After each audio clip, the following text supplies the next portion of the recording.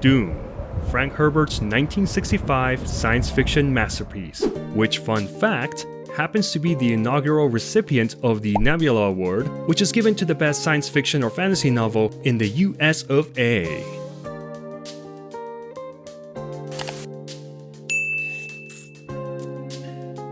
And while it might not be everyone's favorite cup of java, it is important to note just how influential this piece of literature was for the science fiction genre.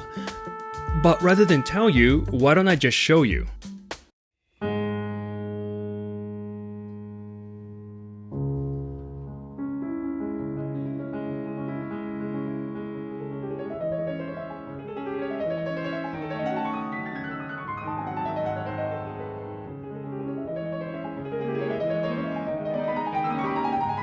This is madness.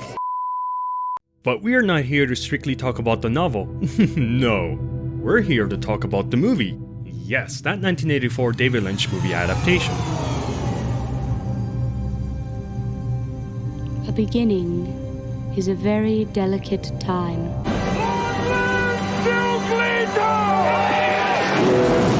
It's... well, let's just say it didn't do so hot. But that doesn't mean it doesn't have its fans. Heck, one even loved it. But today I want to take a step back to get a broader view of what it takes to be a successful book-to-movie adaptation. And to help me along the way, I'll be comparing David Lynch's Dune to Alfonso Cuarón's Harry Potter and the Prisoner of Azkaban and Peter Jackson's The Lord of the Rings trilogy. This will of course be purely subjective, and I won't delve too deep into every detail or I'll be here all week. Instead, I'll focus my time on finding some commonality in these adaptations. We'll compare and contrast what we find so that we can properly articulate why Dune 1984 sucked, to put it rather bluntly, which is what we're trying to fix. But a couple more housekeeping notes before we proceed. Everything we'll discuss today I've both read and watched. I wanted to be able to discuss and analyze these from both viewpoints. And as always, there will be spoilers, particularly for Dune if you're looking to watch the new movie that's about to be released in less than a month's time. But fear not, Alpaca Thunder has your back. We will leave all information pertaining to Dune for the final chapter, and you'll see this nice spoiler warning flash across your screen when it's time to duck out, if you so wish to. All good? Perfect. Now, where were we? Ah yes, Chapter 1. A Bold New Direction. Often cited as the best of the Harry Potter films, Alfonso Cuarón's foray into Hogwarts School of Witchcraft and Wizardry is the first to feature our main three protagonists as full-fledged teenagers. At 13 years old, Harry and co are in that transitionary period, no longer kids but still far off from adulthood. The book and the movie by extension is the embodiment of these challenges, and this shift in tone is reciprocated by an evident increase in the stakes. It's not quite Goblet of Fire levels, which signals a full transition towards an older young audience. That's an oxymoron. But as previously stated, Harry is in that in-between world. The innocent splendor and magic of the first two books and movies has long left the platform, pun intended. So what makes this a successful adaptation? To start, in order to deal with an increasingly dense plot, the movie chooses to divert the previous formula of exploring every ins and out of Hogwarts, and instead limits its runtime to events strictly within Harry Potter's viewpoint. This shift is largely held up in future installments, thus becoming the new standard that subsequent directors would embrace. One notable consequence of this route, however, is the loss of several fan-favorite plotlines, which as always will garner some criticism. But it's here that we come upon one of the most important aspects of a book-to-movie adaptation.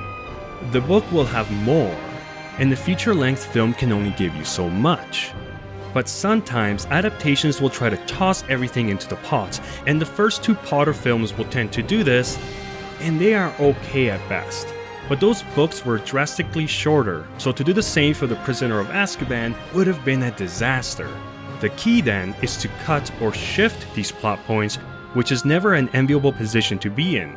There will be varying opinions, but at the end of the day, if you can say you managed to navigate through the core story in one piece, then you've done alright. On top of that, Alfonso Cuarón was able to bring the darker world of the third book to life. while also adding his own spin on things, and it's this last detail that sets the adaptation apart.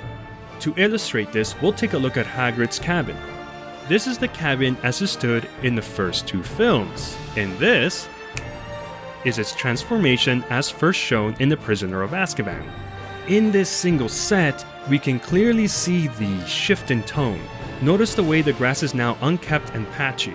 The color palette is notably muted, and the building is aged towards a state of decay as it's shifted from the seemingly safer footing of the previous films towards a hillside at the edge of wilderness.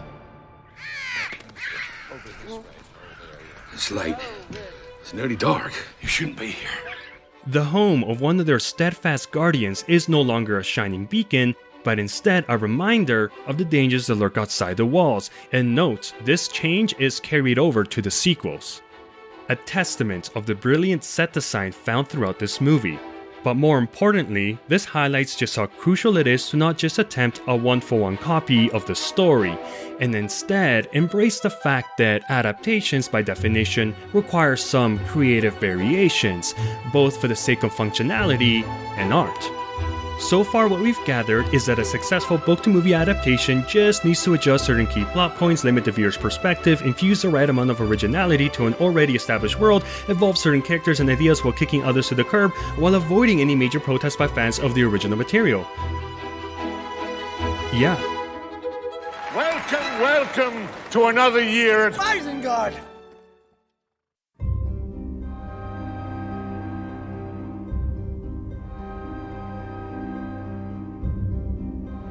Peter Jackson's Lord of the Rings trilogy does many of the same things as The Prisoner of Azkaban, and more.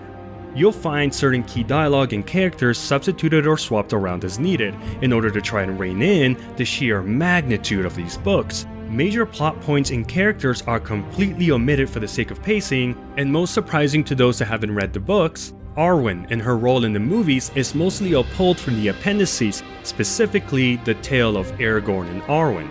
Her inclusion in the movies is a welcome change as it adds a female character to a tale that is otherwise predominantly filled by males, and it also helps the viewer better relate with Aragorn's motivations and actions beyond those of just saving the world.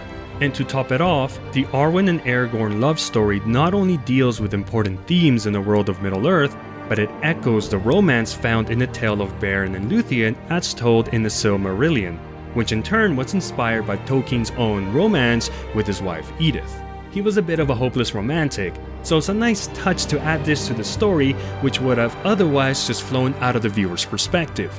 It also doesn't hurt that these changes were all largely praised. But perhaps the most important change found in the movies is the way the sequence of events are altered from the books. Let me explain. The ending of the Fellowship of the Ring, as per the movie, has the Fellowship disbanding after the death of Boromir.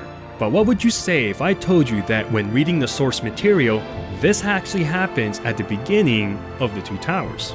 And the changes don't end here. In fact, Peter Jackson and co. decided to alter certain sequences of events, predominantly from the Two Towers onwards. You see, after the Fellowship of the Ring, the books are divided into two parts. One focusing entirely on Frodo, Sam, and Smeagol, while the second part focuses on the adventures of Aragorn, Legolas, and Gimli. What happens then is that these two stories don't actually line up particularly well if you're trying to combine them into a single easy-to-follow narrative. These changes were also done to improve the narrative structure between the three films to give the characters a proper arc in each movie.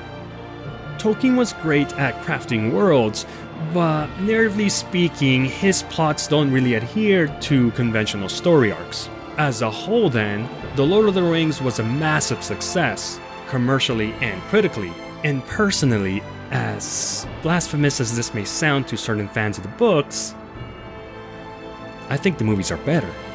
Mostly because it's able to streamline the story while keeping the core themes intact, thus catering to the sensibilities of a modern audience. And this is important, especially if you're trying to successfully translate heady themes from the pages of the book to the silver screen.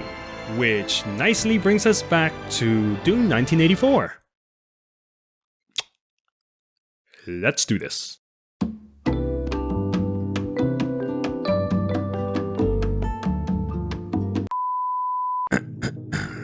Chapter 3. He who controls the plot controls the audience's attention. Put your right hand in the box. What's in the box? Pain. Stop. If we compare the movie to Frank Herbert's novel, you'll note that plot-wise they are largely identical, which, as I stated earlier, is not always a good idea, especially if the source material is dense and complex. Well, wouldn't you know it, Dune just happens to be known as one of those unfilmable books. Now, this doesn't mean there's no chance. They used to say the same about Lord of the Rings, but if you haven't guessed it already, Dune 1984 is not the exception. The biggest issue with the movie stems from the fact that it tries to mirror the book as much as possible. There's just too much to cover, and even more details and nuances, themes and allegories, etc., that unfortunately get lost in translation when you're forced to rush through the story. There's enough details in the first act alone to warrant long conversations with enthusiasts about the themes being introduced in the story, and yet, the movie has to strictly adhere to its self-induced limitations. It has in or around 2 hours to tell its story, so off it goes following the steady beat of the drum to make sure it does not stray too far away from the line. Dune, therefore, would have greatly benefited from cutting or readjusting certain plot points just like Lord of the Rings or The Prisoner of Azkaban. It's a scary proposition when you have an already established fanbase, but film is a completely different medium to books, and what works on paper does not necessarily translate to film. Now, the movie does change a couple things for the worst, and it's baffling to understand why, of all the material they could have tinkered with, they chose to mess around with what I would consider fairly untouchable. To begin, our main antagonist, the Baron Vladimir Harkonnen, is a cruel, devious manipulator with a matching intellect to boot. He will do anything for the pursuit of power and even more to satisfy his deranged pleasures. That's in the novel. In the adaptation, he's more akin to a grotesque lunatic, lacking that terrifying calculating nature. The movie Baron is therefore left to play out a caricature, a shell of his book counterpart. Another change is whatever the heck they did to the weirding way. In the book, it's a form of movement that requires physical and psychological training, and when combined with the mastery and supreme control of your nerves and muscles, you can induce a short teleport-like effect, great for close-quarter combat. The movie changes things up a bit. This here is the weirding module, and apart from creating a huge plot hole in the movie, it also allows the wielders to harness the power of words to create a potent sonic beam. Sonic boom! Perfect! In defense of David Lynch's decision, he believed that the original meaning of the weirding way would have been too difficult to properly portray on screen, which I can somewhat agree with, but maybe a slight variation of the concept would have worked better than whatever the heck this is. The third major change I wanted to highlight was this.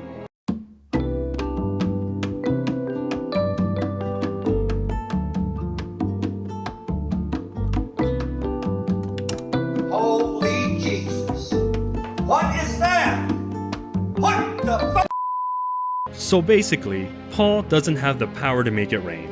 There has been no setup leading to this conclusion, but even more egregious are the complications this creates. It goes against the core theme of the book. Dune is a cautionary tale of charismatic leaders, and in Paul's case, the pitfalls and tragedies of creating a god out of a man. Frank Herbert's novel is very clear in its intention to paint Paul as simply a man. It's only through centuries of orchestrated manipulation by a certain organization, a planned gene pool inheritance combined with a catered training regime, that they're able to create someone like Paul. And from here the dominoes tumble into place as our protagonist finds himself becoming the messiah or god of a religious movement. The movie, on the other hand, literally says that Paul is a god. And I guess we can't argue with that because heck, he made it rain. Again, I won't go into every detail such as acting, exposition dumps, whatever, because we can already start to create a list of issues that plague this film. It's overly reliant on following the plot beat by beat, while then taking the most curious of creative variations when it's not needed, and then ending it with a giant FU for the fans of the book. It therefore manages to do enough damage in as few scenes as possible. Quite impressive, and it's why it's garnered this animosity perhaps, a negative outlook. But then, as I mentioned earlier, one loved it, and there is a significant contingency of people online that love it as well. Even with all the faults I've pointed out, there is enough here to warrant admiration. When I asked one why, well, let's just listen in. Well, I mean, coming out of watching Troll 2, I know, so like, I don't know if Troll 2 changed me, but I thought it was a good movie, and I was going into it. Everybody tells me Dune is supposed to be a bad movie or something. I freaking loved it. Long live the fighters! And who am I to argue with that? As I said earlier, this is purely subjective, and having read the book, I'll come at it from a completely different perspective. And even then, there are aspects I do appreciate about this film. I don't honestly hate it, I just like to talk about how much I hate it, if that makes any sense. And I personally can't wait for Denis Villeneuve's iteration of Dune. It has many pitfalls I will have to overcome, particularly the fact that it's split into two parts, which is not often a very easy thing to circumvent. Just ask Peter Jackson about the Hobbit trilogy. But it's the difficulty that makes it enticing. Can Dune lose its unfilmable tag? Time will tell. If you enjoy our content, then don't forget to boop that like button, subscribe if you haven't already, and click the notification bell to make sure you don't miss out on any future uploads. This has been an Alpaca Thunder production. Thank you very much for joining me on this adventure. Farewell, and may the blessings of the elves, men, Fremen, Gryffindors, Proudfoot, Muggles, Guild Navigators, Black Phillip, a panda, Mr. Satan, and alpacas go with you. He who controls the spice controls the universe.